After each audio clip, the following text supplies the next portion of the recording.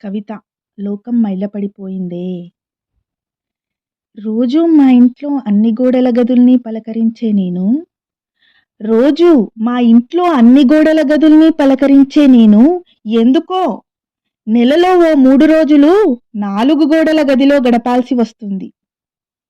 అలసటగా ఉంటుందని సెలవు కాదు, వంట్లో బాలేదని విరామమూ కాదు. ముట్టుకుంటే ఇంట్లో వాళ్ళు, తిరిగితే ఇల్లు మైలపడుతుందనే ఈ దూరం.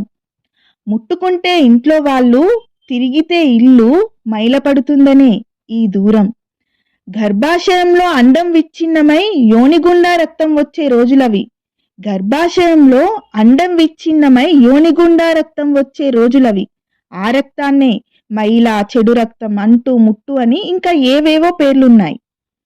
అదే అండం విచ్ఛిన్నమవ్వకుండా ఓ శుక్రకణాన్ని కలిస్తే ఏమవుతుందో తెలుసా?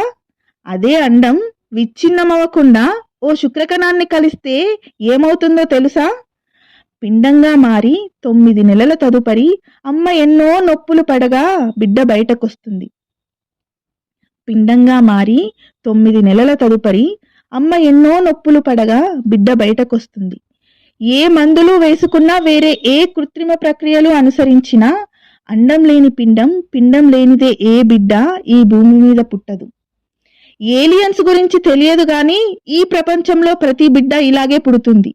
ఏలియన్స్ గురించి తెలియదు గాని ఈ ప్రపంచంలో ప్రతి బిడ్డ ఇలాగే పుడుతుంది. విచ్ఛిన్నమైతే అది మైల అయినప్పుడు విచ్ఛిన్నమవ్వకుండా అదే రక్తంతో పుట్టిన ఈ బిడ్డలందరూ మైలేగా. విచ్ఛిన్నమైతే అది మైల అయినప్పుడు విచ్ఛిన్నమవ్వకుండా అదే రక్తంతో పుట్టిన ఈ బిడ్డలందరూ మైలేగా. అయ్యో పాపం, లోకం మైలపడిపోయిందే.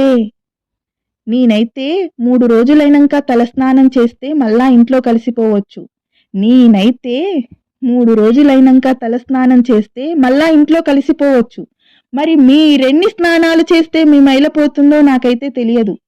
మరి మీరెన్ని స్నానాలు చేస్తే మీ మైల పోతుందో నాకైతే తెలియదు. Thank you.